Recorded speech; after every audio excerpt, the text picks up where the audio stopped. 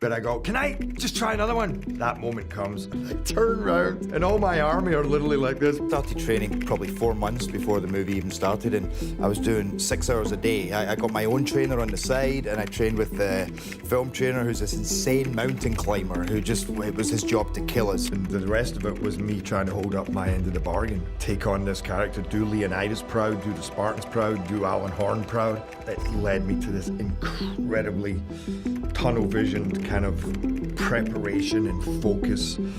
Just die hard. Gerard Butler may have thundered, "This is Sparta," on screen, but what fans didn't see was the storm raging behind the camera, chaos that nearly pushed the cast and crew to the breaking point. I wanted that role so badly, and I remember being told by the producers, we want you, but we're scared to go to Alan Horn, who's the president of Warner Brothers, just in case he doesn't want you. Now, years later, Butler is finally opening up, revealing the raw, untold truth of what really happened on the set of 300. Ready to discover the secrets the movie never dared to show? Let's get into it. When 300 stormed into theaters in early March 2007, no one expected the cultural earthquake it would unleash. Directed by Zack Snyder and adapted from Frank Miller's cult classic graphic novel, the film didn't lean on Hollywood's usual crutches. There were no A-list megastars, no historically accurate storytelling, just a raw, visceral plunge into the Battle of Thermopylae. Audiences were thrust into a world of slow-motion carnage, crimson-soaked visuals,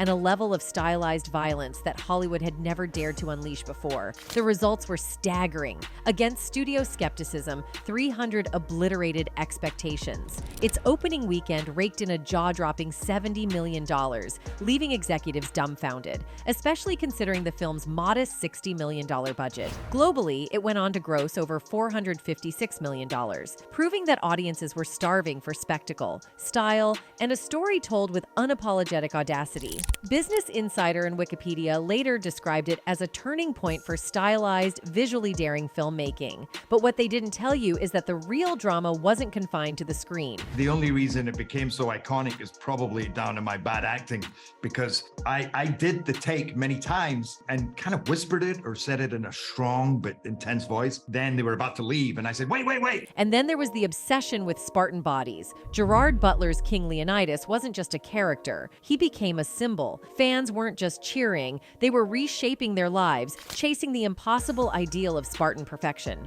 The infamous 300 workout spread like wildfire, turning Butler and his fellow warriors into unintentional fitness icons. GQ covered the craze extensively, debating the culture of hypermasculinity it sparked, and gyms worldwide capitalized on the frenzy with Spartan-themed programs. But behind those chiseled abs and screaming fans lay a far more complex and controversial story. They literally had to bring the cameras back. I just had this thought in my head because I like the idea of the wildness in these guys too. Yeah. So I just screamed the line. Because 300 wasn't just a battlefield on screen. Off camera, the cast and crew were fighting their own war. Injuries were rampant, some so severe they were quietly patched up and pushed back onto set. Exhaustion wasn't just common, it was expected. Gerard Butler has hinted that the pressure from Snyder and the producers sometimes bordered on abusive, with cast members pushed to extremes for the sake of the perfect shot. Behind closed doors, whispers of tension,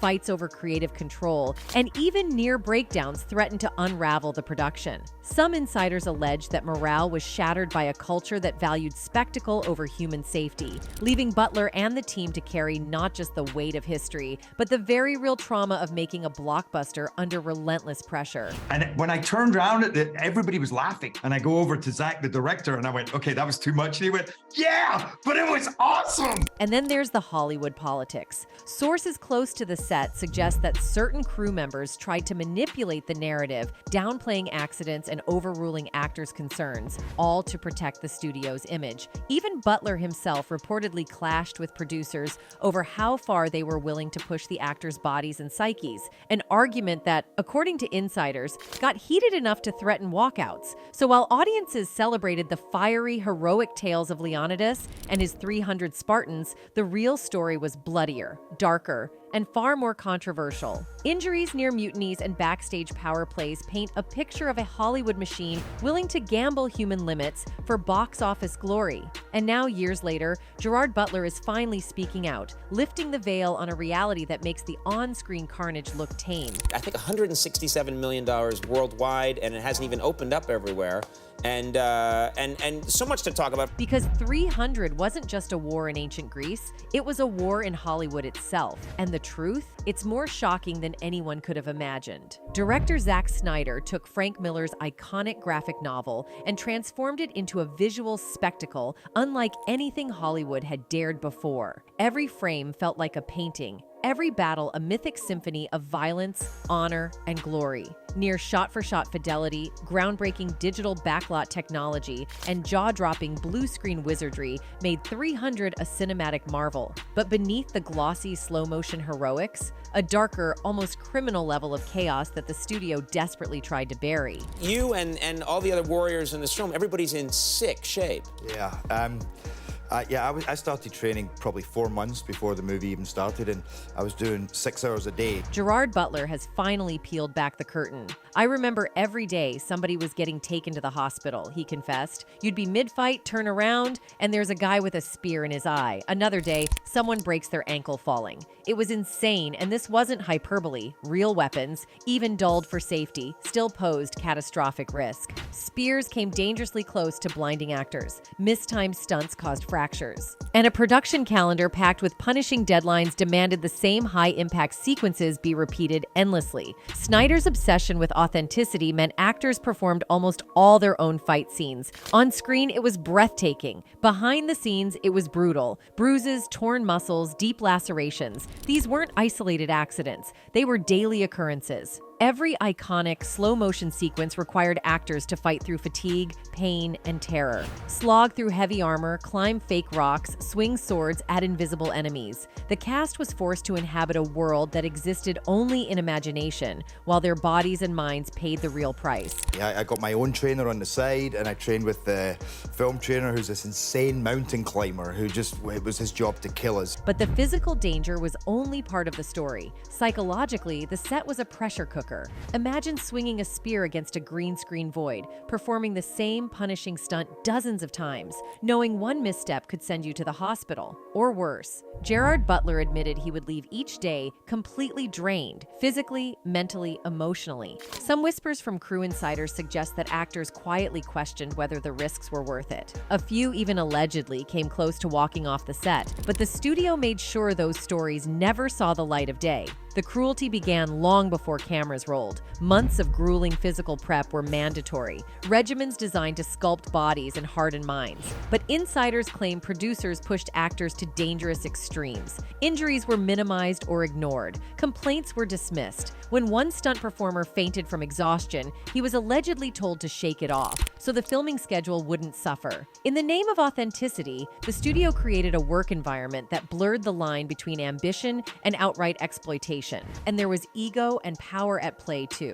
Some cast members allege that Snyder, while a visionary, had little regard for the safety of his team, while certain producers prioritized deadlines over human well-being. The result? A hidden culture of fear, unspoken rivalries, and near-constant tension. A world where Hollywood politics were as dangerous as the battles being filmed. And then I would pump on set the whole thing, because it wasn't just the body, it would really give you this, this fire. What audiences celebrated as heroic triumph? Behind the camera, it was a battlefield of its own. Actors weren't just fighting Persians, they were fighting schedules, egos, and a studio determined to make a spectacle at any cost. Every scar, every hospital visit, every whispered threat of a walkout was a hidden price of cinematic glory. And now, years later, Gerard Butler has broken the silence, revealing a truth Hollywood tried desperately to suppress. The Spartans of 300 weren't immortal heroes. They were human casualties of ambition, art, and unchecked authority. The controversy doesn't end there. Rumors persist that some injuries were covered up, medical bills quietly settled off the books, and that certain actors were pressured to return to work despite serious trauma,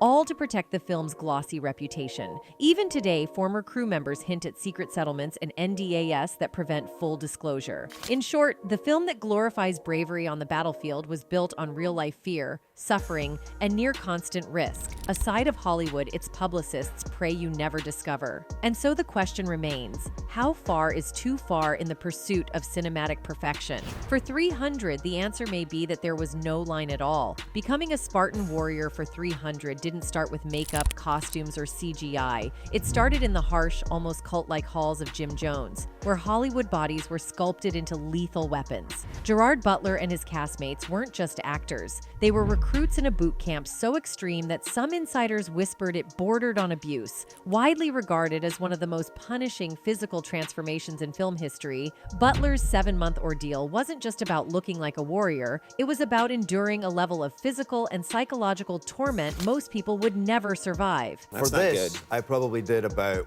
100,000 squats, and I was doing it with weights and chains, and and I just noticed that I started getting this Jennifer Lopez ass. This wasn't your standard gym routine. It was a brutal cocktail of CrossFit, heavy bodybuilding, sword fighting drills, endurance circuits, and combat simulations designed to strip you down and rebuild you as a mythic figure. Led by the notoriously unrelenting Mark Twight, the program left no room for weakness or mercy. Twight's philosophy was simple: push every tendon, muscle, and mental boundary until your body literally begged for mercy. Reports suggest that some cast members were pushed to the brink of collapse, suffering injuries and exhaustion that blurred the line between acting and full-on military conscription. Between takes, actors weren't resting. They were doing push-ups, pull-ups, and calisthenics, often in full costume, maintaining the Spartan physique at all costs. And make no mistake, the training was dangerous. Tires were flipped, kettlebells swung, and obstacle courses sprinted, leaving muscles, joints, and tendons shredded. Butler later admitted that tendinitis, hip injuries, and a torn rotator cuff left him barely able to lift his arms, but quitting was never an option. According to insiders, several cast members privately questioned the wisdom of pushing so far, but studio pressure and Twight's iron grip on the training made refusal nearly impossible. The program wasn't just punishing, it was bordering on reckless, and some sources claim the studio turned a blind eye to serious injuries to preserve the myth of the perfect Spartan body. Yeah, we had to put on these costumes, and I have to say it was a little weird at first. You're standing around and you're comparing yourself to the other guys, and you're not quite in character yet, so you just see yourself as a guy wearing skimpy leather underpants with a metal codpiece. Filming itself only intensified the suffering. Long, grueling hours on set were immediately followed by workouts designed to maintain muscle definition and prep for brutal action sequences. Recovery was practically non-existent. Butler told Business Insider that the training literally ruined his body, yet he persisted. Rumor has it that crew members occasionally had to hide equipment or intervene to prevent actors from pushing themselves to dangerous extremes. There are whispers that one stunt coordinator threatened to quit over safety concerns, only to be silenced by the promise of secrecy and studio loyalty. Playing Leonidas wasn't about lines or camera angles. It was about enduring near torture, suffering through injuries, and embracing pain as part of the role. The official 8-week Spartan regimen became legendary, combining high-rep weight circuits, CrossFit, and endurance drills that could break even the fittest athletes. Fitness enthusiasts worldwide celebrated the results, but few realized the hidden cost: lifelong joint problems, chronic injuries, and a psychological toll that actors rarely discuss publicly. So extreme that it was circuit training with a lot of different kind of weights or stress, and it was just, by 13 minutes you were vomiting on the floor, and we did that on a daily basis. What makes Butler's story truly controversial isn't just the intensity, it's the culture surrounding it. According to multiple sources, Twight demanded absolute obedience, treating actors as expendable components in a machine designed to produce cinematic perfection. Some cast members privately feared permanent damage. Others admitted feeling manipulated into pushing past real limits under the guise of artistic dedication. There's even talk that the relentless training was fueled by studio marketing, cultivating the legend of Leonidas' physicality while turning the actors into human proof of Spartan suffering. Ultimately, Butler's performance became inseparable from his real-life torment. Every bruise, every strained tendon, every sleepless night was woven into the legend of Leonidas. And while audiences marveled at the mythic warrior on screen, the hidden reality was far darker. A small group of men driven to extremes by ambition, ego, and the Hollywood machine itself. The story of 300 isn't just a tale of cinematic spectacle, it's a cautionary tale about the fine line between dedication and exploitation,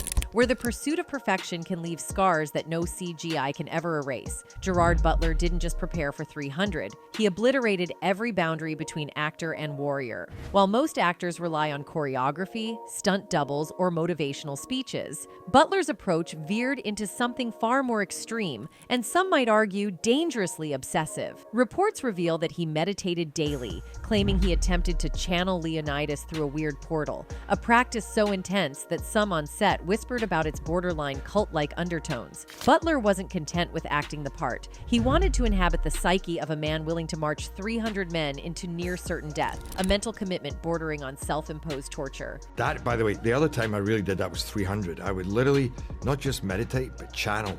And I would imagine almost like a special effect, like The Matrix. Butler's methods were as controversial as they were rigorous. He refused to let stunt coordinators fully control his scenes, performing many of his own stunts at extreme personal risk. In the infamous battle sequences, he hurled himself into simulated chaos with such ferocity that crew members later admitted they feared for his life. Some insiders hinted that his adrenaline-fueled dedication caused tension among the cast, who worried that Butler's unrelenting intensity could escalate into actual injury, or worse. And the danger was not hypothetical. Even in a highly controlled studio environment, Butler routinely faced life-threatening situations. People.com reports he risked hypothermia while filming in Iceland, endured near-miss explosions alongside Pierce Brosnan, and often emerged from sets battered and bruised. Some crew members privately criticized the production for enabling madness, suggesting that Butler's all-in commitment skirted professional boundaries, veering dangerously close to recklessness. The production itself added layers of psychological strain. Most of the film's iconic blood and gore was added digitally in post-production, leaving actors to imagine the chaos of battle against blank blue screens. Without practical effects or visual cues, every swing of the sword, every shout of defiance, demanded total mental and emotional immersion. Several crew members later revealed that the intensity on set created a near-mythic atmosphere, one where even seasoned professionals felt constantly on edge, unsure if they were filming or somehow living in Butler's vision of the battlefield. You're enjoying it because you know I'll never be like this again. So you think, well, how much more can I? Butler's commitment wasn't just physical or emotional. It became almost existential. Reports suggest he spent nights in solitude, replaying battle sequences in his mind, convincing himself that he had to truly understand fear, courage, and the weight of command to do the role justice. Some cast members, initially in awe, later admitted that the experience was unnerving, even alienating, with Butler so absorbed that he seemed to exist on a different plane from everyone else. This obsessive, no-limits approach defined Butler's performance as Leonidas, and it cemented 300's legacy as more than just a stylized action epic. But there's a darker side to the legend, whispers of on-set tension, near misses with injury, and a leading man who might have pushed himself and others too far in pursuit of authenticity. While the film dazzled audiences with heroism and blood-soaked spectacle, behind the scenes, the question lingered: was this brilliance born from genius or dangerous obsession? Now that you've glimpsed just how far Gerard Butler pushed his body, mind, and sanity, it's time to step behind the cameras into the heart of the battlefield itself. Here, visionary director Zack Snyder and a team of tireless technicians transformed a barren warehouse into a fully realized world of myth, war, and gore. But even amidst cutting-edge blue screens, digital blood, and CGI armies, one truth remained stark. The real battle was human, and it was fought by a man willing to risk everything to become a legend. From day one, Zack Snyder's vision for 300 wasn't just ambitious. It was audacious, borderline reckless, and some might say outright dangerous. He didn't just want to adapt Frank Miller's graphic novel, he wanted to become it. His plan was almost shot-for-shot fidelity to Miller's panels, turning the film into a living, breathing comic book. According to Screen Rant, around 90% of the movie's shots relied heavily on visual effects. Snyder's reliance on blue screen technology and digital backlots gave the film a mythic, painterly quality, but at a cost few outsiders ever saw. Instead of building massive sets or filming on location, Snyder trapped the cast inside a cramped Montreal studio. Actors performed nearly every scene surrounded by endless blue screens, minimal props, and invisible foes. The towering cliffs of Thermopylae, entirely digital. The King's throne room, virtual. And while the artificial environments allowed Snyder to manipulate every ray of light, shadow, and digital mist, they also created an oppressive, almost nightmarish set. Studio temperatures soared under the intense lights needed for the film's signature glowing skin effect. Cast members, clad in heavy armor and sweat-soaked costumes, were pushed to exhaustion, sometimes past the point of safety. Gerard Butler famously passed out on set from dehydration and overexertion, a shocking testament to the extremes Snyder demanded in his pursuit of perfection. And through that special effect kind of coming into my body, and then I would feel him there and go, okay, what is he? But the physical dangers were only the tip of the iceberg. Fight choreography was punishing, and the heavy reliance on digital effects forced actors to fight, fall, and react to enemies that weren't there. Imaginary chaos that required absolute precision and relentless imagination. The Oracle's eerie, improvisational scenes were a deliberate exercise in disorientation, pushing actors into surreal, almost psychologically destabilizing territory. Historical accuracy was abandoned entirely. Snyder's 300 existed purely as legend, myth, and stylistic bravado. Every movement, line, and background detail was meticulously controlled to communicate sacrifice, destiny, and glory. But the cost was comfort, safety, and arguably sanity. The infamous 300 workout became legendary for a reason. Combining pull-ups, deadlifts, push-ups, kettlebell swings, box jumps, and floor wipers, performed in sets of 300 reps with virtually no rest. It was so brutal that Men's Health reported only one cast member completed it fully. Butler himself admitted that by the time filming wrapped, his body was broken. He couldn't train at all for over a year. Yet the extreme discipline produced the chiseled physiques that became a global obsession, fueling a Spartan craze that infiltrated fitness magazines, gyms, and social media. Some critics have argued this obsession glamorized dangerous training standards and unrealistic body ideals, pressuring everyday audiences into extremes. But the real controversy lies behind the cameras. Snyder's perfectionism reportedly created a toxic environment. Actors were physically punished, mentally strained, and pressured to ignore injury warnings to achieve a flawless visual product. Long, punishing shoots, high-stakes stunts, and relentless choreography made the set feel more like a boot camp than a movie set. Some crew members privately described it as unsafe or borderline abusive. And yet, amidst the chaos, a strange camaraderie emerged. The cast bonded over shared suffering, forming a phalanx-like brotherhood. But at what personal cost? Must have been a tough one to shoot, I would have thought, wouldn't it? It was an intense shoot. I mean, I trained for 4 months before we even started, and In the end, 300 wasn't just a film. It was a spectacle born from controversy, risk, and relentless ambition. It revolutionized cinematic visuals, influenced pop culture, and launched a fitness obsession. But it also forced its actors to the brink, normalized extreme physical and mental strain, and blurred the line between artistic vision and exploitation. Snyder's obsession with perfection turned his set into both a battlefield of visual storytelling and a cautionary tale of Hollywood excess, a reminder that the pursuit of greatness can sometimes come at the expense of human limits. Some insiders even whisper that injuries were quietly covered up, safety protocols bent, and actors coerced into taking unnecessary risks. In other words, 300's legacy isn't just about heroism on screen, it's also about the controversy of what it took to create it. Playing King Leonidas, Gerard Butler carried more than just the weight of leadership on screen. He carried it on set, too. From day one, he recognized that the legendary Spartan spirit couldn't just be acted, it had to be earned. And earning it meant enduring the same relentless physical and mental trials as his fellow warriors. The ensemble cast, Lena Headey, David Wenham, Dominic West, and Michael Fassbender, weren't just co-stars. They became training partners, emotional anchors, and most importantly, a tightly knit unit unit forged through shared suffering. Butler described the experience as transformative, emphasizing that the cast fed off each other's energy to push through the punishing demands of filming. Trust and camaraderie became as critical as choreography or dialogue. Without it, the Spartan bond would have felt hollow.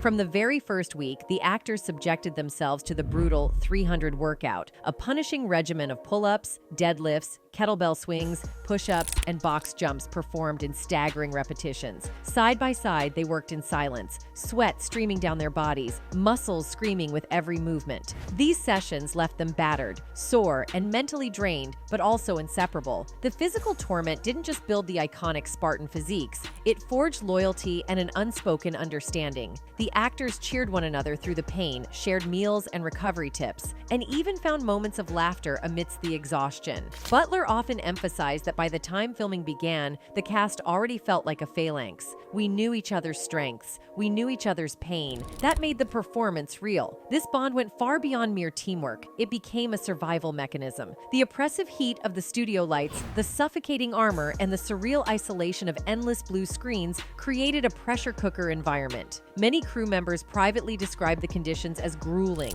some bordering on unsafe. Yet the cast leaned on each other, finding strength in solidarity, turning shared hardship into art. Obviously, we shoot in the green screen bucket of vomit, and you have to kind of make believe and trust that it's going to come together and there will be an ocean. Yeah, same thing. I was like, this is kind of nuts. Even the quiet, emotionally charged moments benefited from this off-screen connection. Lena Headey's Queen Gorgo carried a subtle power and gravitas drawn from her trust in her fellow actors. David Wenham's Dilios projected the weight of a storyteller who had lived through Spartan trials. Michael Fassbender credited the team dynamic with keeping him grounded and fully committed, even when the physical strain threatened to overwhelm him. The cast's collective devotion to the Spartan code, loyalty, courage, and sacrifice bonded them in ways the script alone never could. Their off-screen relationships became the backbone of the film's on-screen unity, giving every battle, every farewell, and every heroic stand a palpable, almost tangible sense of brotherhood. But there's a darker side to this story too. That brotherhood was born in an environment that tested human limits, where exhaustion, dehydration, and relentless pressure were the currency of authenticity. Some have argued that the pursuit of perfection on 300 blurred the line between artistic discipline and exploitation, raising questions about what actors should be asked to endure in the name of cinema. And yet, the results were undeniable. The Spartans weren't just fictional warriors. They were a living, breathing testament to shared sacrifice and unbreakable loyalty. The bond formed under extreme conditions transcended the screen, leaving audiences with a rare sense of camaraderie, honor, and collective strength rarely captured in film. Again, it's quite an out there premise. And the way it was directed, you know, he proved me right, but it was a very kind of bold choice, wasn't it? It's very stylish, very stark, and very kind of like almost hyper the way it was shot, wasn't it? Yeah. Now, with the physical and emotional intensity behind them, the legacy of 300 reaches far beyond the movie itself, shaping global culture, redefining cinematic style, and sparking a worldwide fitness obsession. But beneath the spectacle lies a controversial truth. The brotherhood that audiences celebrate was forged in sweat, pain, and relentless human endurance. When 300 stormed into theaters in 2007, few could have predicted just how seismic its impact would be. What began as a highly stylized adaptation of Frank Miller's graphic novel quickly evolved into a global phenomenon, reshaping cinema, fitness, fashion, advertising, and pop culture itself. According to Kinet Live, the film set a new benchmark for stylized historical epics, redefining what epic storytelling could look like for a generation hungry for bold visuals and larger-than-life heroes. Visually, 300 broke every mold. High-contrast color grading, digitally enhanced slow-motion combat, and dramatic, painterly lighting established the signature Snyder style. The world of 300 was mythic, not historical, immersive, not literal. Its aesthetic rippled through television and film. Spartacus, Blood and Sand, Immortals, and even Game of Thrones borrowed heavily from Snyder's visual language, embracing stylized blood effects, sweeping slow-motion sequences, and epic close-ups to convey scale, tension, and emotion. The film proved that audiences were ready to embrace audacious, graphic novel-inspired storytelling, even at the risk of alienating traditionalists. That's a lot when you're wearing that 12 hours a day and you're doing a bunch of acting. He just kept putting things on me. I was like, okay, I think I'm good. No, we still got the breastplate and we still got the helmet. But the influence of 300 didn't stop at cinematography. The Spartan physiques of Gerard Butler and the cast ignited a global fitness craze. The infamous 300 workout, devised by trainer Mark Twight, became a worldwide phenomenon. Pull-ups, deadlifts, kettlebell swings, box jumps, and floor wipers performed for hundreds of reps, often without rest, challenged even elite athletes. Men's Health and other publications dissected the program, and gyms began offering Spartan-inspired boot camps. Suddenly, the Spartan body became the ultimate benchmark for male fitness, sparking heated debates about discipline, masculinity, and extreme expectations. Critics questioned whether glorifying such punishing routines risked encouraging dangerous, obsessive behaviors in everyday enthusiasts, a debate that continues today. Culturally, 300 left an indelible mark. Themes of loyalty, courage, and defiance in the face of impossible odds resonated far beyond the screen.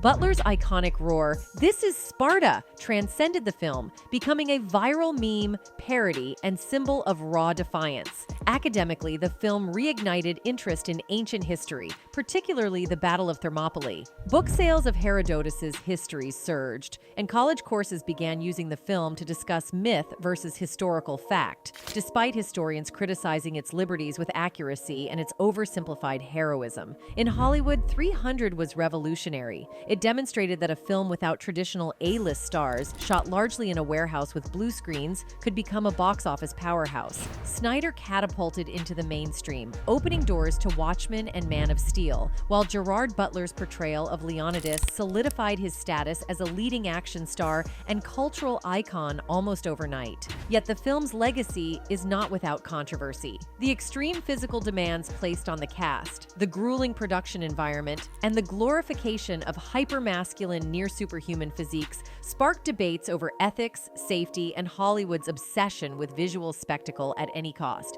Some insiders suggested the pressure on actors went beyond intense preparation, verging on exploitation, a cautionary tale buried beneath the movie's heroics. Years later, the legacy of 300 remains unshakable. Its stylistic risks, punishing actor transformations, and unforgettable moments continue to influence pop culture, cinema, and fitness trends worldwide. From groundbreaking visual storytelling to viral quotes, from extreme physical preparation to debates over masculinity and discipline, 300 was more than a film. It became a movement. Do you think that This is Sparta would become what it's become now? No, I did not. The only reason it became so iconic is probably down to my bad acting, because I did the take many times. For Gerard Butler, the personal stakes were enormous. The role didn't just transform him into a household name. It redefined what it meant to commit completely to a role, physically, mentally, and emotionally. The Spartan King was born, and with him, a legacy that endures far beyond the battlefield, leaving audiences both inspired and challenged by the extremes of cinema, culture, and human endurance. Before 300, Gerard Butler was just another face in Hollywood.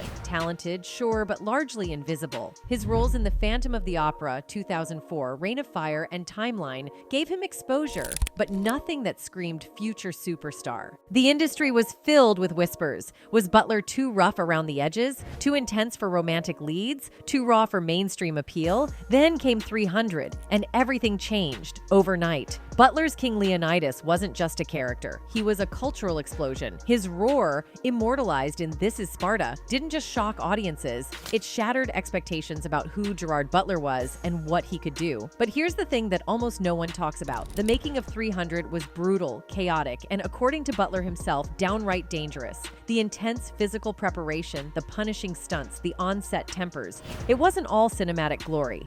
Some cast members reportedly considered walking off, while Butler threw himself into the role with a mix of upset the controversy. Many insiders claim that the film's success came at the cost of real injuries and mental strain. Yet the studio publicly glossed over it, polishing the story into heroic legend. After 300, Hollywood couldn't get enough of him, but the sudden fame also brought scrutiny. Critics questioned if Butler was just a one-hit wonder, a muscular action star with no emotional depth. He immediately went on the counterattack, taking risks to prove his his versatility. In P.S. I Love You, 2007, opposite Hilary Swank, he revealed a tender, sensitive side, silencing those who doubted his range. Then came The Gamble, back-to-back action films like Gamer, 2009, Guy Ritchie's Rock'n'Rolla, 2008, and the morally complex thriller Law-Abiding Citizen, 2009, where Butler's characters weren't just heroes. They were sometimes cold, ruthless, and unpredictable. But Butler didn't stop there. He navigated romantic comedy with The Ugly Truth, 2009, and The Bounty Hunter, 2010, proving he could survive and even thrive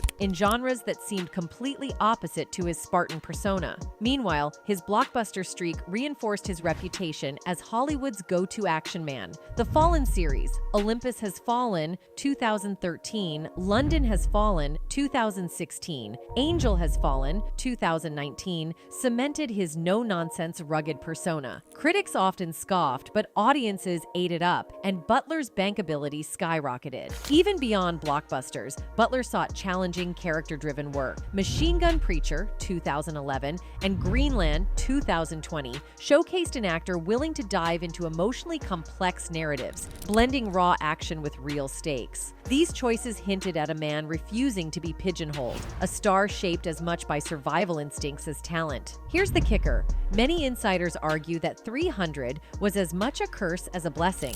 Butler himself has revealed the behind-the-scenes struggles, the pressure, the injuries, and the cutthroat intensity of the set that almost broke some of the cast. It begs the question, would Butler have become Gerard Butler without the controversy, chaos, and sheer physical and emotional toll of that film? For fans, he'll always be King Leonidas, the warrior who turned death into destiny. But for those paying close attention, Butler's journey post-300 is far more revealing. It's the story of a man who didn't just survive Hollywood, he forced it to recognize him, often at a high personal cost. So what do you think? Did Gerard Butler's revelations about the brutal behind-the-scenes life of 300 change the way you see the film? And the man behind the roar? Drop your thoughts in the comments, because the truth behind the Spartan legend is messier, darker, and way more fascinating than any of us ever imagined. That's it for today. See you in the next video. Until then, goodbye.